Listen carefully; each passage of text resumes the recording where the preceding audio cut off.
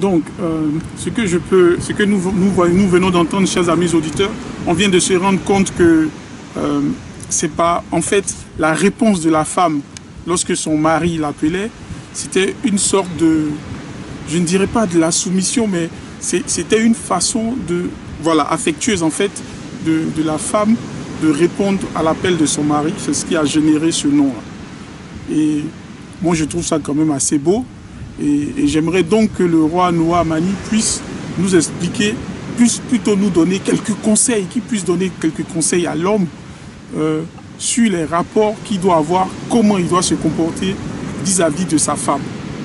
Vous voyez, comment l'homme doit diriger le foyer et comment il doit se comporter vis-à-vis d'elle pour que les choses aillent dans le couple. Parce que je crois que j'ai cru l'entendre déjà dire que c'est l'homme qui doit savoir gérer sa femme pour ne pas qu'il y ait la brisure dans le foyer.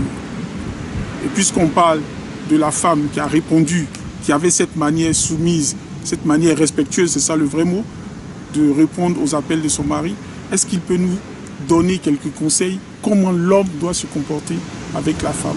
Et après cela, on passera sur un autre chapitre, le dernier chapitre.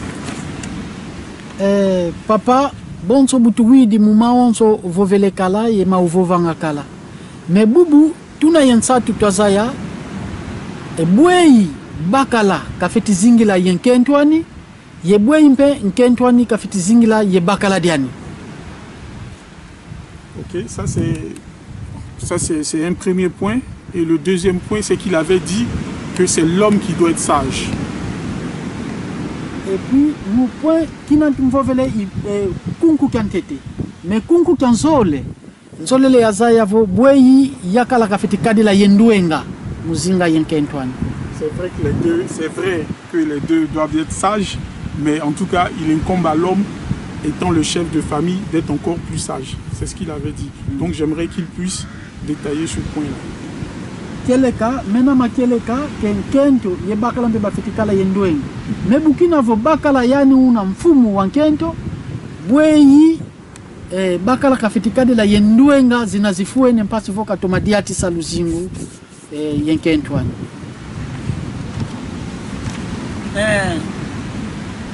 Kento yakala akima kantite kina munzai tete luzolo.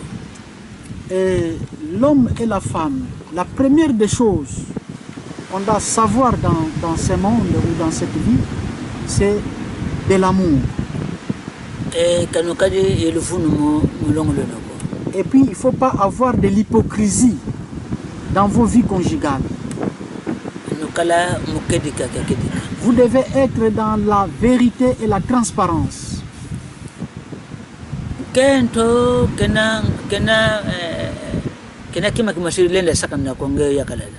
La femme n'est pas un instrument où toi l'homme tu peux commencer à jouer avec.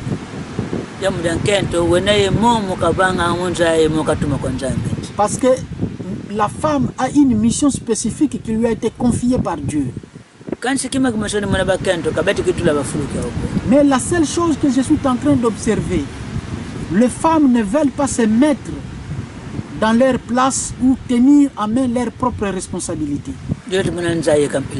Raison pour laquelle vous êtes en train de voir comment le monde est devenu perverti.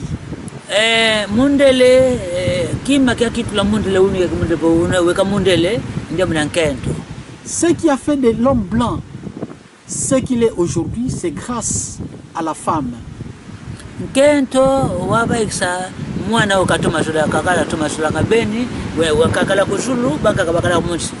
C'est la femme qui aimait beaucoup l'enfant qu'elle a mis au monde, que cet enfant soit au-dessus des autres. Aux origines du Congo, la femme respectait son mari.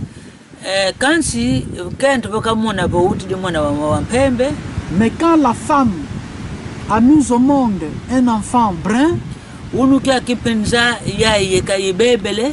et aujourd'hui, ce monde qui est devenu dépravé, il n'y a plus du respect, et la femme ne se respecte plus, et l'homme n'est plus respecté.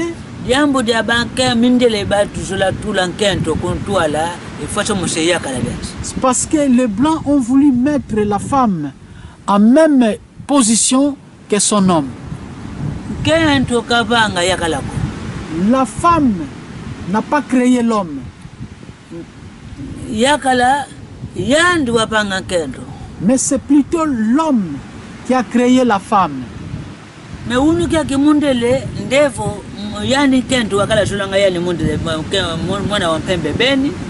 Mais aujourd'hui, comme la femme aimait plus la peau blanche,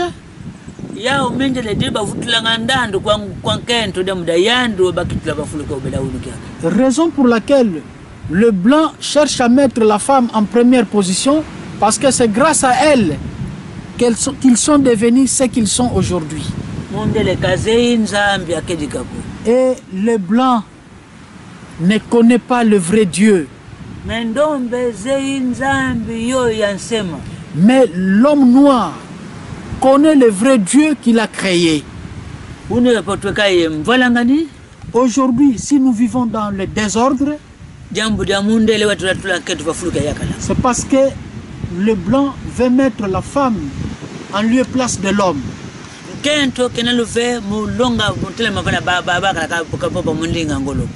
La femme n'a pas l'autorité de se mettre debout devant les hommes et de parler avec autorité.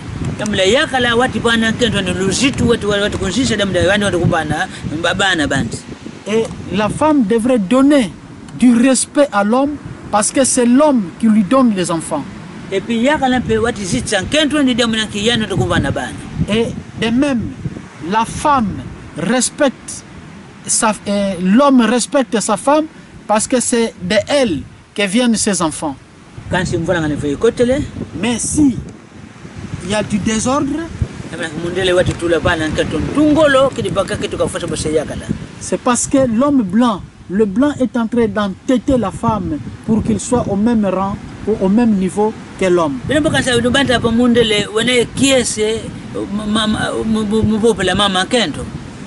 Vous croyez que l'homme blanc est vraiment content de parler de la femme? Il est en train d'induire ce monde en erreur.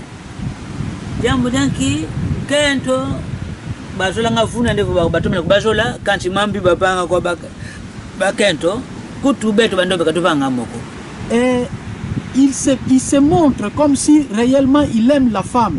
Mais c'est du mensonge, c'est de l'hypocrisie. Les blancs, ceux qui font du mal aux femmes, nous, les noirs, nous ne le faisons même pas.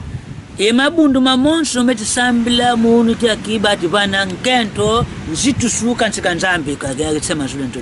toutes les églises d'aujourd'hui, ils donnent plus d'importance à la femme qu'à Dieu.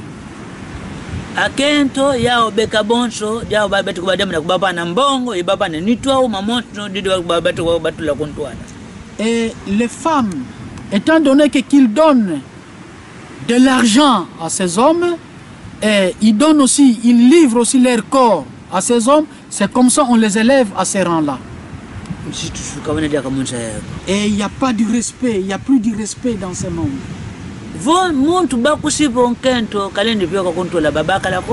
Et si l'homme arrive à comprendre que la femme ne peut pas être au-dessus de l'homme,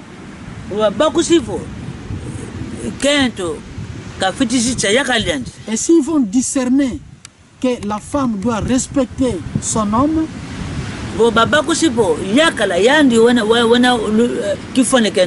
et s'ils arrivent à discerner que l'homme, c'est lui l'image de Dieu,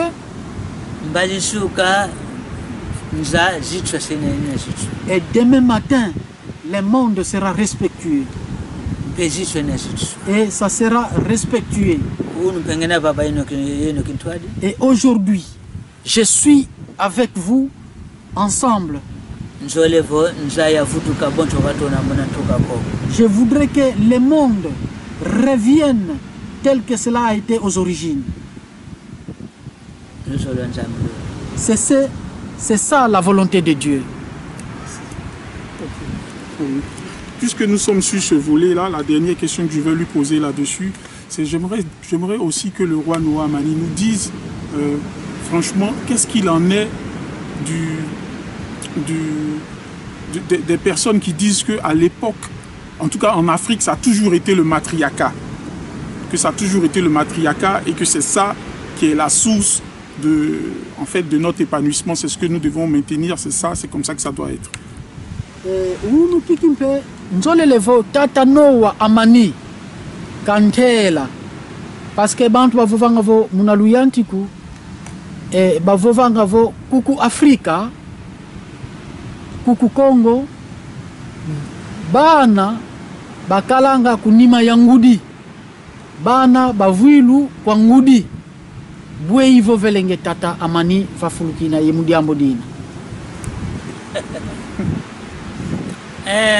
Tout comme le Bantuku. Depuis les origines,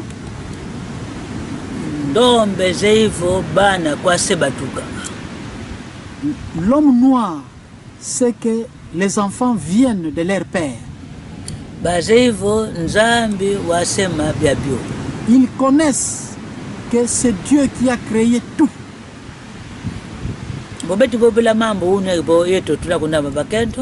Si aujourd'hui on parle du matriarcat, c'est parce que c'est eux qui ont apporté du mensonge chez nous en Afrique. Lisez un peu dans la Bible. Dans la Bible originale, l'Ancien Testament.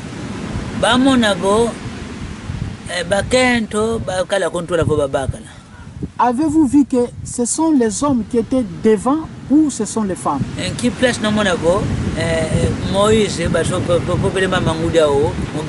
Ou dans quel endroit pouvez-vous lire dans la Bible qu'on parle le nom de la maman à Moïse et même le nom de la maman à Abraham? Ou même le nom de la maman de Jacob? Ça n'existe pas. Mais ils sont venus nous tromper dans le livre qu'on parle du Nouveau Testament pour que les gens se mettent dans la confusion totale. Nous, à la source des vies,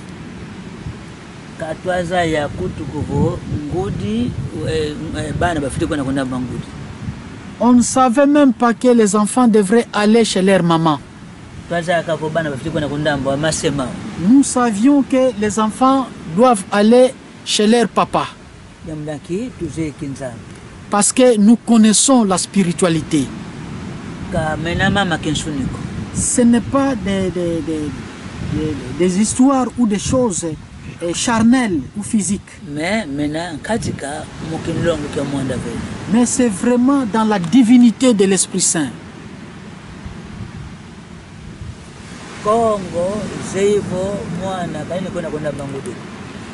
Les Congo savent que l'enfant ne pouvait pas aller chez la maman. Quand nous venions du royaume Congo,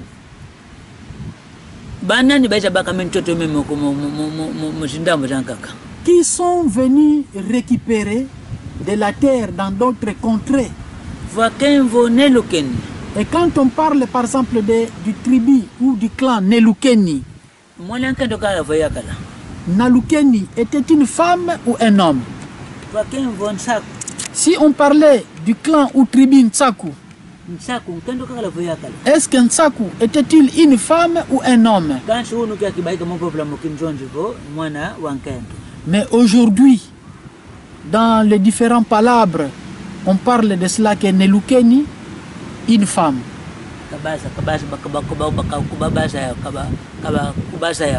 Il les ignorait, il ne les savait pas, il ne les connaissait pas. Et c'est ce que nous sommes en train de vivre aujourd'hui à travers notre pays. On ne fait que nous tromper par les Occidentaux et nous porter tout genre de malédiction. Merci au roi Noa Mani pour ces explications. Tutondele bengi tata ntino no amani mon sasa yoyo utakutusasila samumiani. La prochaine question va se porter sur la déportation de l'homme noir, l'esclavage et la diaspora. Tuvu kaka kinaya munzole levovila mumambu matadidi bandombe bayenda kunchiza nzenza banatwa bakangwa bayenda mu chiza nzenza ye vovela mpe zindombe zozo zizingilanga mu chiza kinzenza babokelele mu français vo diaspora. Kedika Zolazaya Isaya. Exactement, il est vrai. Chercher à savoir, c'est connaître. Mama mavovele ma bandombe mpasi kwa nimena muunu kiaki. Oui, le dossier que vous venez de soulever sur l'esclavage, c'est un dossier très dur aujourd'hui. Mono ngiakala mumbandu zozo. Moi, j'ai vécu dans toutes ces générations. Ce n'est pas en vain que je suis revenu dans ce monde en cette génération présente. C'est pour parler de la vérité de tout et en tout. Parce que le temps de la vérité est arrivé.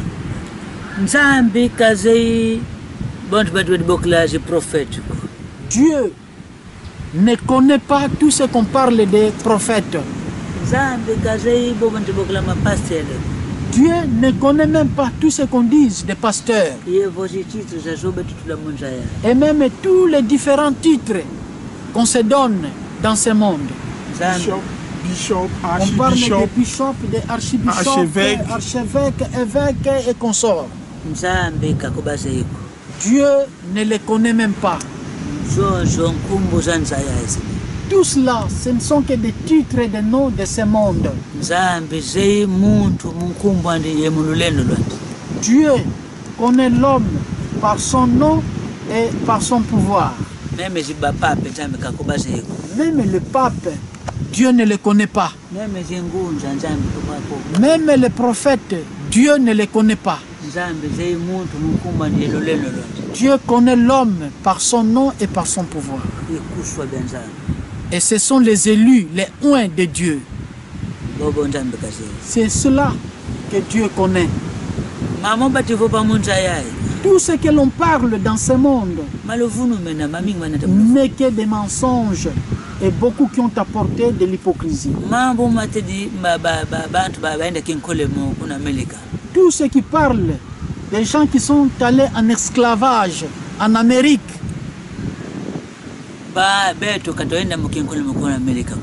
Nous, les Noirs, nous ne sommes pas partis en esclavage en Amérique. Qui nous regarde aujourd'hui, ma figure que je suis en train d'exposer à vous tous aujourd'hui. J'ai été en Amérique, moi. C'est nous qui avons commencé la prédestination de la terre américaine. Regardez bien dans toutes les anciennes photos, si vous n'allez pas voir cette figure. Si vous êtes dans la vérité. C'est nous qui sommes allés ouvrir la terre américaine. Et nous sommes partis du Congo jusqu'en Amérique. Mais après avoir construit l'Amérique,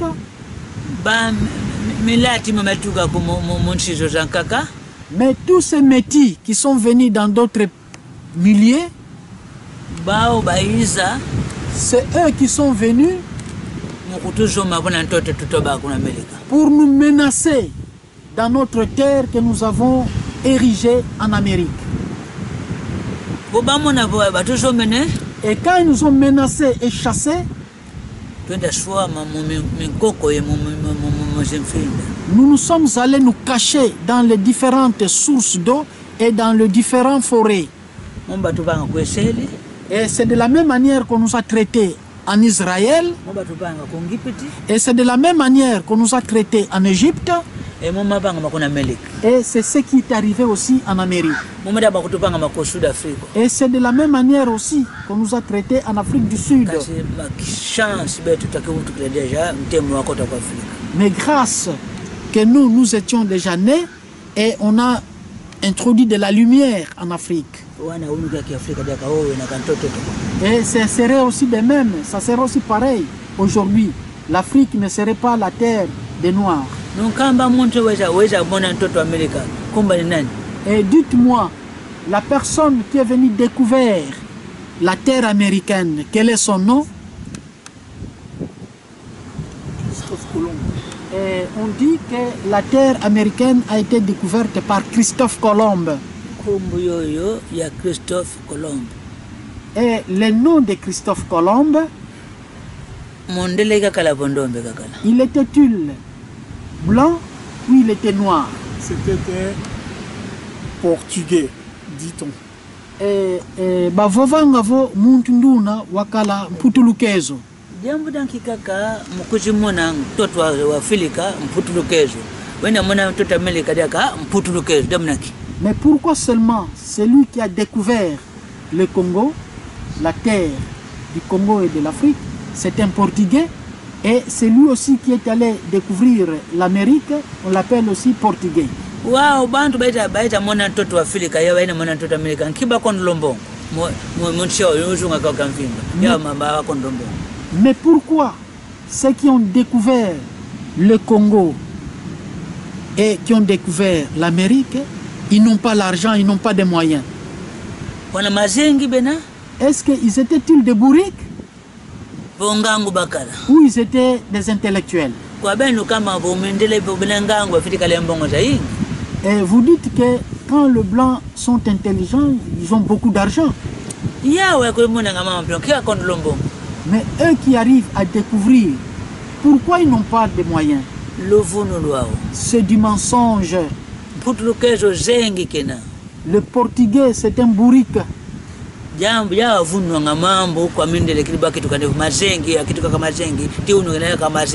C'est parce que c'est eux qu'on exploite, on les induit en erreur par les Occidentaux et on fait d'eux des bourriques. C'est moi qui étais en Amérique. Et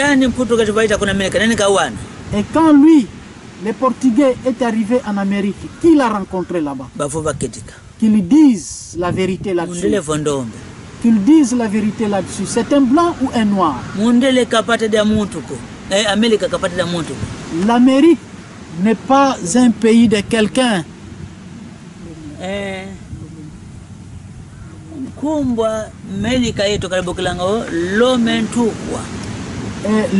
L'Amérique, nous, aux origines, on l'appelait l'homme tout quoi. Qui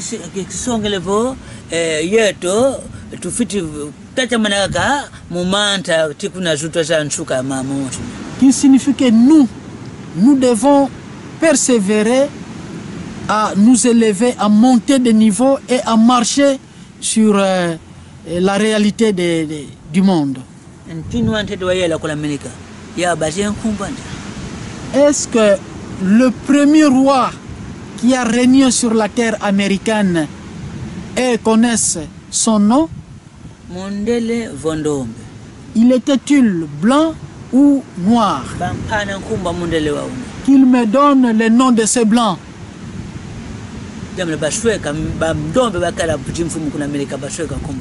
Parce que c'était des noirs qui ont régné en Amérique, mais ils ont caché leur nom.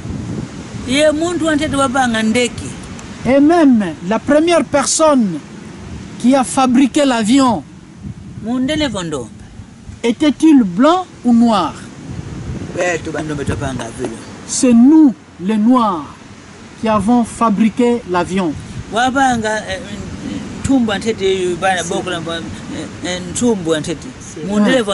C'est lui qui a fabriqué pour la première fois le seringue. Était-il noir ou blanc? Et quand je parle le nom de Mayeko Charles mundeleka kala pondombe était-il blanc ou noir? base ba umo bakibana mfutu Eux-mêmes, le blanc savent qu'ils donnent eux-mêmes la réponse. mama popele po baisa baka bandombe kwa kumukubana ta kuna Amerika mukinkole. Et quand ils disent qu'ils sont venus prendre les Noirs ici, les amener en esclavage en Amérique,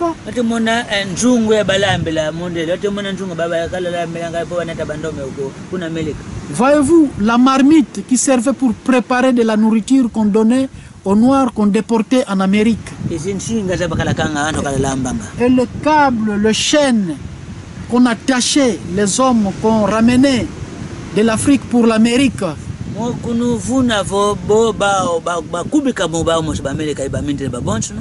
C'est pour vous tromper. Tout ce qu'eux-mêmes qu'ils ont élaboré dans leur laboratoire, le blanc pour maltraiter les noirs.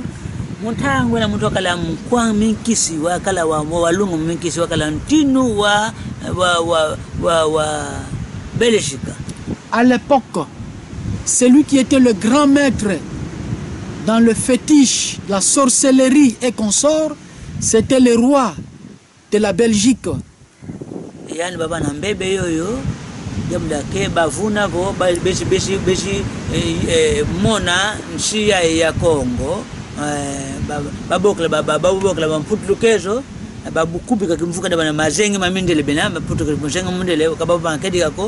Baba vuna fo beja mona nchi ya Kongo na weina kili baba kabantu baba neta kuna Amerika na bashwe kambumba yoko beto katoka kuna Amerika.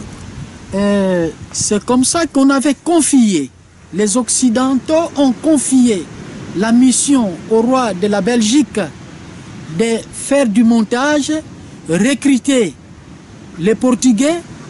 Comme les Portugais, ils n'ont pas de l'intelligence éclairée, pour que les Portugais disent que c'est eux qui sont venus découvrir l'Afrique et faire la déportation des Africains vers les États-Unis, vers l'Amérique.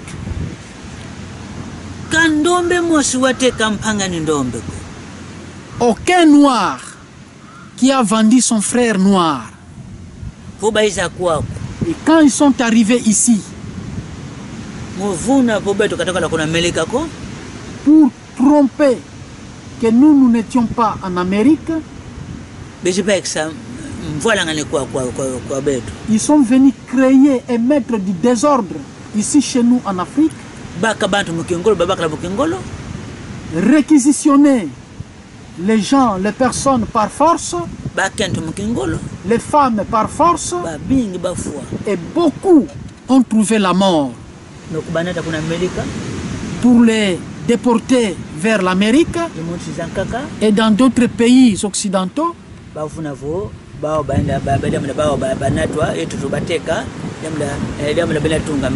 Pour dire que c'est nous qui les avons vendus afin que eux les transportent en Amérique pour aller construire l'Amérique.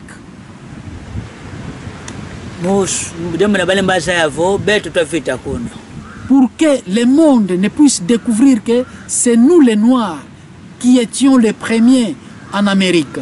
Mais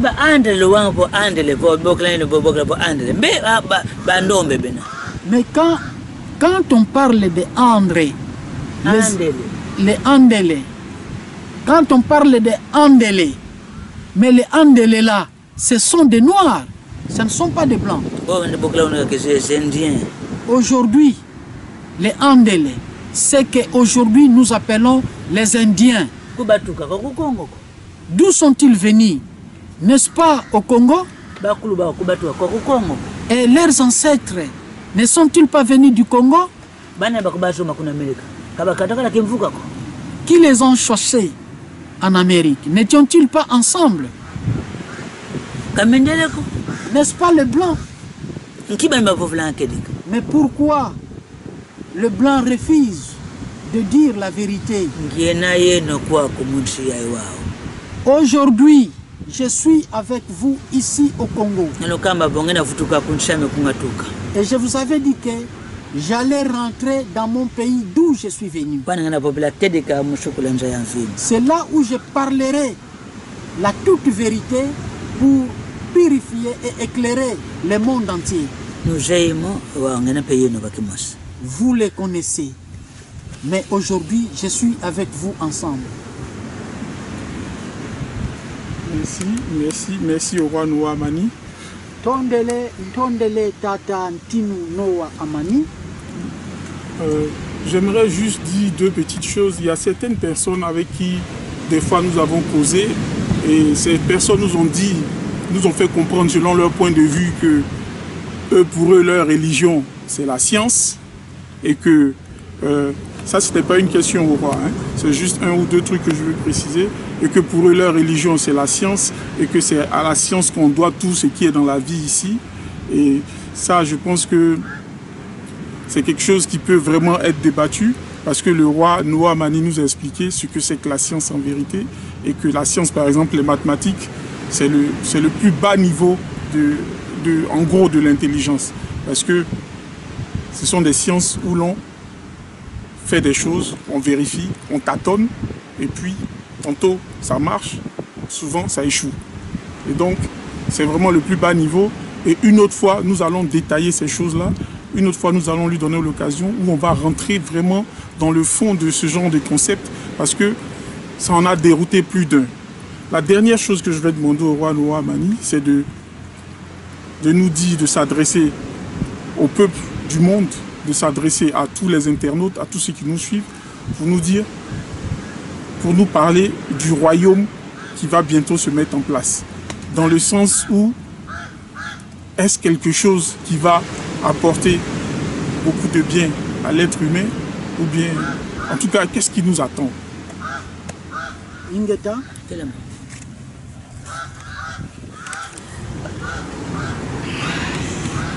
Oui.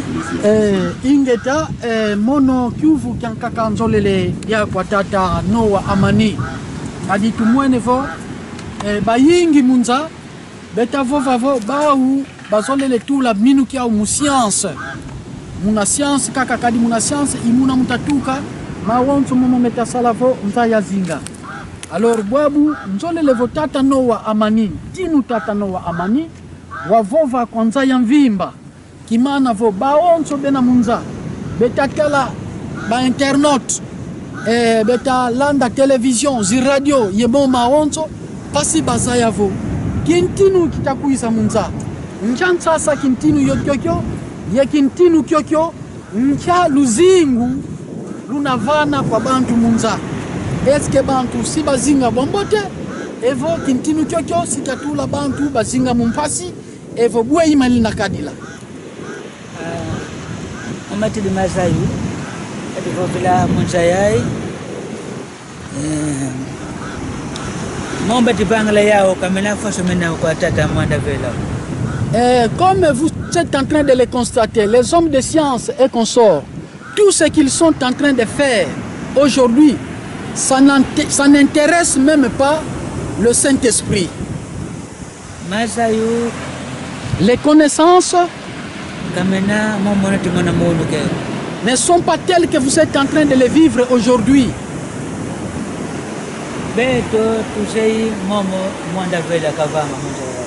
Nous connaissons ce que le Saint-Esprit a fait et a créé dans ce monde.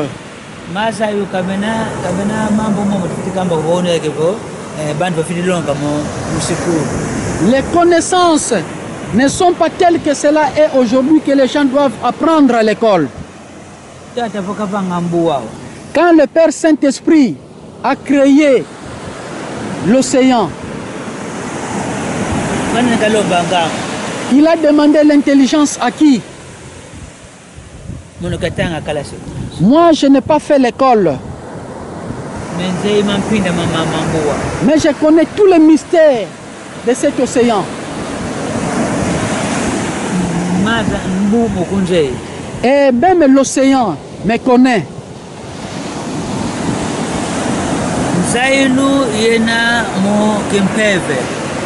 La connaissance est dans le domaine de l'Esprit Saint.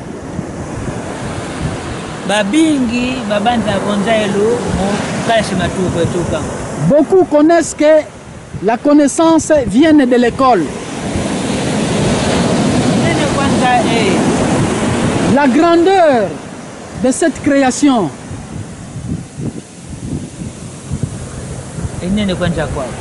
c'est la grandeur du monde.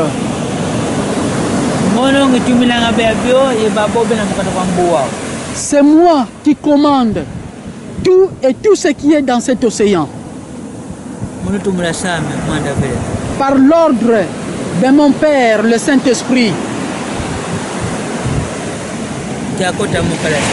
Je n'ai pas été à l'école.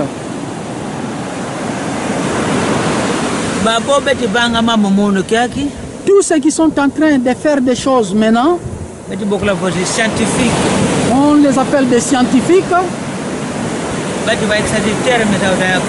Ils sont en train de faire sortir leurs propres termes.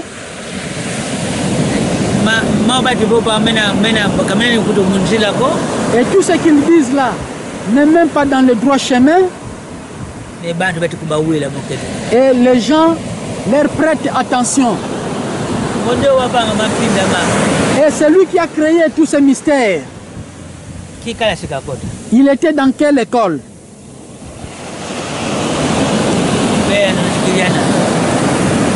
Papa? Et ils sont en train de s'inventer. Et il se transforme en créateur. Le premier créateur qui a tout créé, c'est le Saint-Esprit. Et tout ce que vous êtes en train de faire, c'est ce que Dieu avait créé aux origines et que vous êtes en train de reformuler maintenant. Et tout ce qui parle de la mathématique que vous êtes en train de parler aujourd'hui,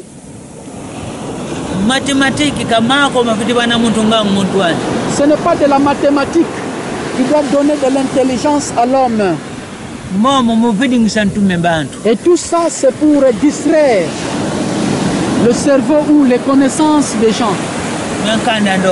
C'est surtout pour les Noirs. En Égypte, nous n'avons pas utilisé de la mathématique parce que c'est moi qui ai tout créé. Et en Égypte, on travaillait à base de calculs. Et quand on parle de pyramides, c'est comme ce qu'on dit les trois Makukwa Malamba Nekongo, donc les trois piliers qu'a utilisé le Congo pour préparer. C'est ici où est sa source.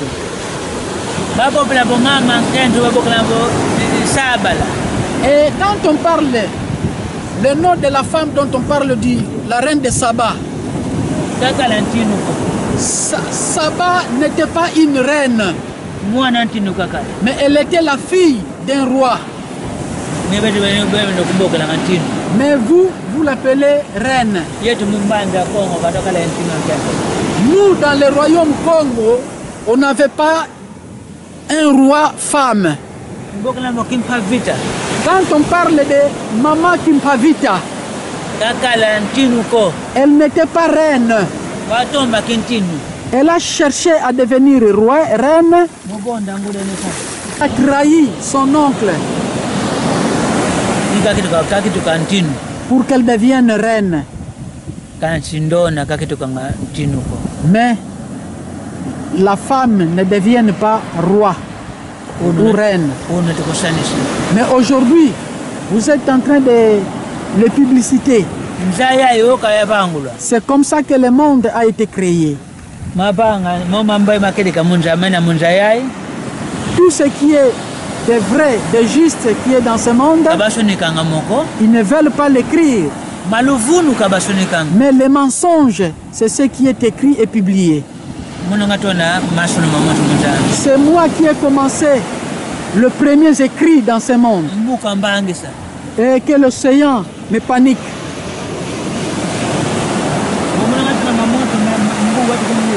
Mais si c'est moi qui ai tout commencé, et même l'océan m'écoute.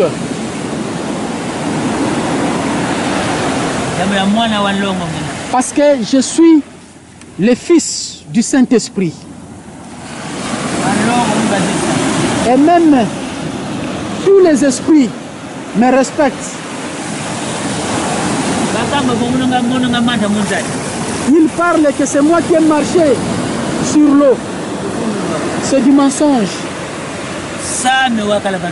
C'est mon père qui était au-dessus des eaux, ce n'est pas moi. Et merci, merci à Dieu Saint-Esprit.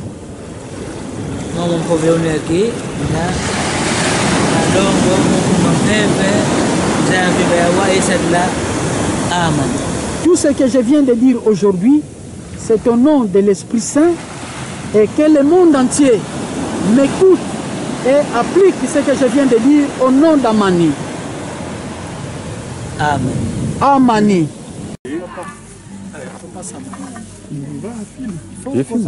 C'est pas les hommes, il faut finir, c'est l'équipe qu'il faut finir. C'est ça, les gens veulent voir, c'est pas les gens, oui, c'est comme ça, c'est plus autre chose de filmer les... Oui, les hommes ne sont pas attendu. Oui, ils sont arrivés. Ils sont déjà là. Oui. Ah, bon. Ah, alors, ici, vous remarquez ici, hein, vous avez deux sortes de chaînes, hein, la grande et la petite, hein, et puis la marmite. Bon, je commence avec le chêne. Les chênes sont des chênes d'ancrage.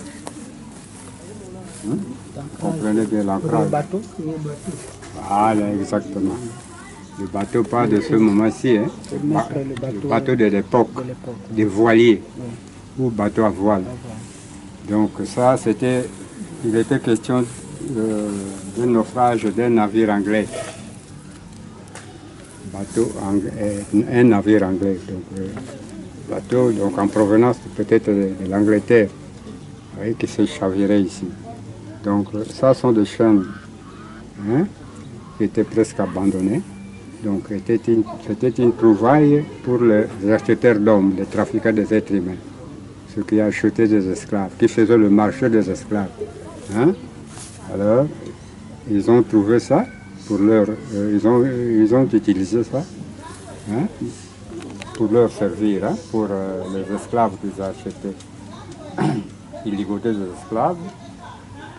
Malheureusement, il y avait encore une chaîne à la forme de tracas, d'après nos parents. Parce que ce que je vous parle, hein, ça vient de mes parents. Donc, une histoire traditionnelle de l'oncle au neveu, de père au fils.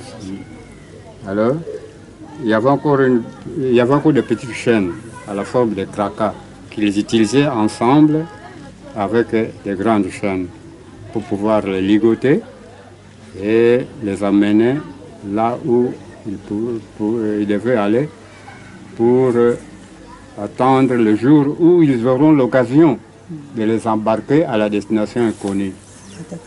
Hein? Oui. Oui. Juste le jour où, donc, une fois ligotés, ils les emmènent à l'endroit d'embarcation. Donc le site d'embarcation. Comme ici, nous avons 3 sites d'embarcation. Vous avez l'embouchure à Banana là-bas. Hein? Quelqu'un qui a travaillé, il connaît là. Vous connaissez Banana. L'embouchure là-bas. Maintenant, il y a le camp militaire. Hein? Dans le temps, le camp militaire n'existait pas. Il y avait un marché traditionnel, un marché qui existait même avant l'arrivée des Blancs, où plusieurs tribus se rencontraient pour faire les trocs, les échanges de biens, comme les riverains emmenaient des poissons, des campagnards, des gibiers, et j'en passe. Chien d'ancrage, que nous appelons chien d'esclavage, parce que ça a été utilisé par des trafiquants des êtres humains.